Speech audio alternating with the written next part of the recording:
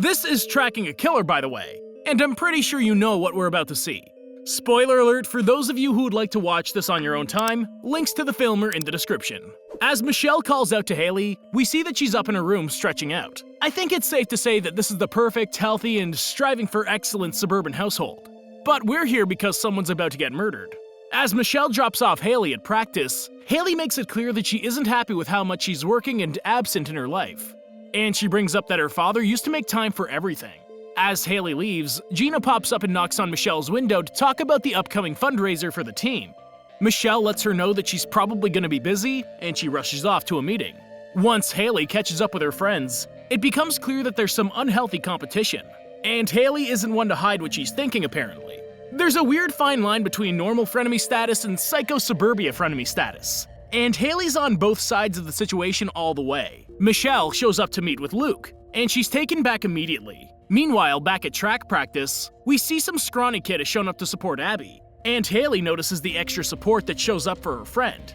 After the signal's given, the runners take off full speed, but Haley ends up running into Elena after she sees Abby take a step into her lane. After the runners gather to talk about what happened, Haley looks as though she might have it out for Abby, and her other friend Elena isn't quite sure whose side she's on. The coach asks Haley if she's still going to her anger management classes, and we find out she already had a pretty bad outburst a few weeks ago. The coach tries to explain to her that if she can't follow the classes, she'll have no place on the team.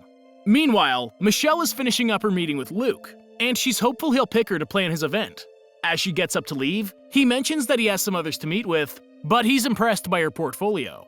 Back at the school, Abby talks to Dylan about what happened at practice, and he starts to talk about Haley like she's a bad influence. Abby isn't so sure she wants to give up on being best friends with Haley and Elena, but she promises to make more time for him. After she goes to the locker room to change, Elena gets her alone, but they don't know that Haley's listening from around the corner. Haley hears that Abby and Elena want to hang out without her, and Elena gets upset that Abby's picking Dylan over her. All in all, one big drama bomb just fell, and I can already see this cascading into everyone getting blamed for something bad. While Haley takes a shower, she hears a thud, followed by quick footsteps running away. When she gets out to investigate, she hears a steady rhythm of water, but no one answers. After she gets dressed, she walks around the corner and finds Abby's dead body lying on the floor of the locker room. As the coach rushes in, Haley repeats that she didn't know what to do, and she found her like that. Solid defenses to cry out, and in the heat of it, it's just good that she didn't spout out anything incriminating. Soon, we see the memorial being held back at the track, and Michelle talks to her friend Brooke. They see Abby's parents mourning their daughter, then Brooke notices Gina standing with Dylan. She immediately hops on the rumor train, and apparently, rumor has it that Gina's a little too friendly with all the male students at school. Eventually, Haley asks Michelle to take her away from the service, and she just doesn't understand how people can laugh and celebrate at a time like this. During their conversation, Brooke and Elena show up and decide to have their own private memorial away from all the prying eyes. Once at their house, Haley explains why she was upset with them, and Elena explains that they had wanted to hang out without her so that they could plan her birthday party.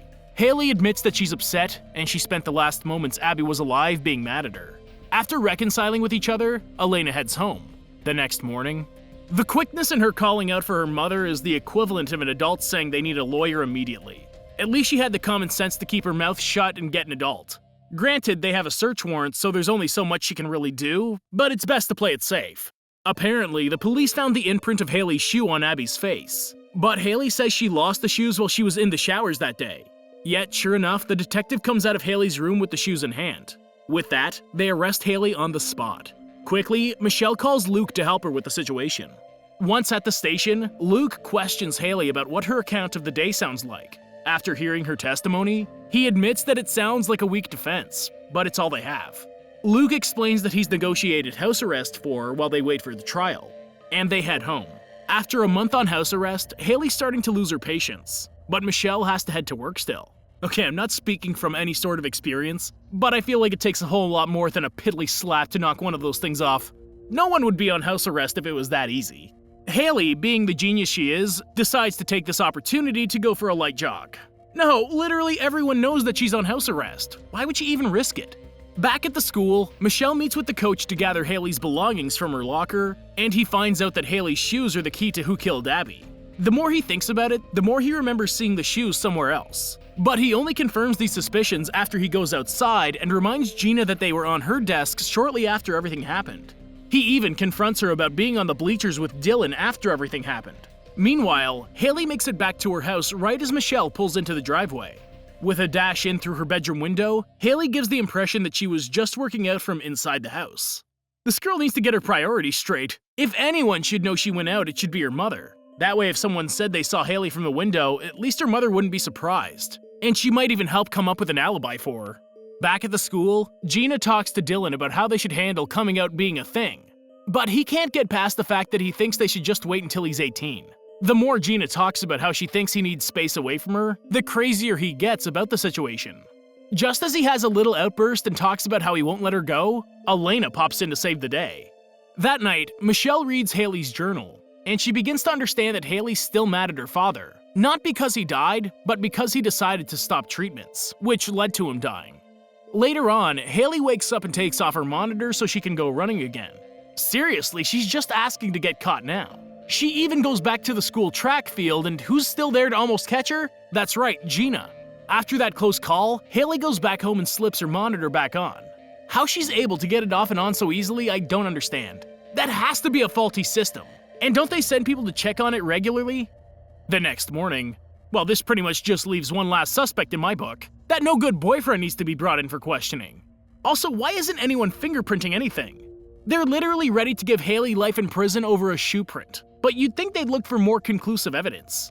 Across town, Haley tries to tell Michelle a secret she's keeping, but the doorbell rings. When Michelle answers, she finds Brooke and Elena crying at the door. They're there to break the news of Gina, and the girls spend time together. After they leave, Michelle asks what the secret was from before, but Haley changes her mind about telling her mom about the night before. After Michelle leaves her room, Haley raises her sleeve to show a fresh scratch mark on her forearm. Back at school, Elena tries to be there for Dylan, but he tells her that it's none of her business. With a few creepy parting words, Elena seems to think there's more to Dylan than he lets on. I love how Luke is just so I don't frickin' know about so much. I'd be worried he was an incompetent lawyer if he hadn't already been able to negotiate house arrest in under a minute earlier. Inside, the police question Haley about her whereabouts the night before, and why they found her DNA on Gina's jacket and under her fingernails. After telling them that she had been home the whole time, they showed her a video that had been anonymously uploaded the night before. It was a video of the outburst she had had that made her go to the anger management classes. It was right after she lost to her best friend, who then ran off to kiss her boyfriend. In the eyes of a girl that had just lost her father, I'd say a little outburst is healthy. I'd be more concerned if she hadn't done anything at all. Luke has them assure them that they had checked the monitor logs, and the police confirmed that it said she had been at her house the night before. Finally, one of the officers asked to check the monitor, but they mess with it light enough that it stays on this time. After they leave, Luke turns to Haley to ask if there was something she wanted to say that she couldn't say in front of the police. She denies anything, and Michelle sends her off to her room. After Michelle tells Luke about the doubt she's having, Luke starts to think Haley's hiding something, and Michelle agrees. Before Luke leaves, he tasks Michelle with finding out what Haley's hiding. As he leaves, he passes by Elena, who's on her way to visit Haley. Michelle asks Elena to tell her if Haley says anything suspicious. Sure enough, some of the first words out of Haley's mouth are suspicious. When a friend starts with, "You have to promise not to tell," you already know you have to tell someone. Haley tells her about how she leaves the house, goes for runs, and she pushed Gina the night before. She swears she was alive when she left, and honestly, if it weren't for the fact that we got to watch the flashback, I still would have questioned if she was telling the truth. Haley tells Elena that she's going to Dylan's house to ask him what he knows, and Elena leaves to go to practice. Once she arrives, Elena finds out that the coach is canceling the track program for the remainder of the year, since it isn't safe for anyone involved with it. Meanwhile, Haley questions Dylan about his affair with Gina. Gina's my mom. Oh damn! That's probably one of the biggest twists I never saw coming. I fell so hard into the facade of it being an affair that Gina being his mom never crossed my mind. And actually, the more I look back on some of the dialogue between the two, they must have been a really weird mother and son. When Michelle goes into Haley's room, she notices an empty room and a monitor sitting on her bed. Then we see Elena coming home complaining about track being cancelled. Then she takes it a step further by complaining about Abby's life and Haley's too. Once she mentions that Haley's been taking off her monitor and showing up at the track the night before, Brooke does not seem surprised at all. While Haley walks back from Dylan's house, someone comes up behind her and knocks her out with chloroform. Michelle, on the other hand, is pulling up to Elena's house. When she knocks on the door, Elena answers the door, but she's cut off quickly when Brooke takes over answering the questions. Elena offers to try calling her from her phone, and she lets it slip that Haley told her she's been slipping out on a regular basis. As tensions rise, Brooke plays the perfect mother by talking about how much Michelle needs to call the police to report Haley missing. But Michelle starts to suspect the both of them the more they talk. Even Elena backs up her mother. Finally, Michelle gets in touch with the superhero Luke, and he tells her that his IT guy traced a video that was posted to Brooke's house. Oh yeah, obviously the last person I suspected in the beginning. Actually, she wasn't even on my radar for the longest time, but that whole character personality switch that happened when Elena got home just solidified everything. Michelle makes her way back to Brooke's house, and she watches them from the kitchen window. As Brooke heads out to tend to her garden, even Elena gets suspicious of her. Brooke heads out to her garage, and we find out that she has Haley tied up in there. What? So it's a whole family of psychos? I still feel like Elena's dirty deed was more of an accident than anything. She doesn't seem like a bad person. Brooke, on the other hand, is pure suburban devil. Michelle gets Luke on the phone so he can witness everything that's being said. But when she goes to untie Haley, Brooke hits her in the back of the head with a shovel. When she comes to, she's tied to a chair as well. Eventually, Elena comes out and finds everyone tied up. She tells them that she hit Abby in the face with the shoes because she had accused her of stealing them. Then Brooke killed Gina because she was the one that found the shoes in Elena's locker. As satisfying as it is to hear the truth finally come out from different perspectives, this couldn't have been any more convoluted than it is right now. No one knows who did what for sure, and the more they try to explain the connections, the more I'm just ready for Brooke and Elena to get arrested. Michelle finally breaks loose of her bonds and she attacks Brooke. She doesn't get much time to do any damage though. Luke and the police show up just in time to arrest Brooke and Elena, since they have all the evidence and a confession. After that, everything gets back to normal. Haley wins her first track meet, Michelle dates Luke, and Dylan starts connecting with Haley after the meet too. Soon after, the credits roll. I can't say that this one really stood out above the others of the same idea, but that doesn't mean it was a bad time. If you're looking for some time to kill, these movies are up your alley. This is a solid film to give a shot. Maybe it'll be the perfect film to quench whatever craving you got at the time. Thank you for watching, and I hope you enjoyed the video. Don't forget to like and subscribe for more like this one. Comment what you think I should watch next, and I'll see you in the next video.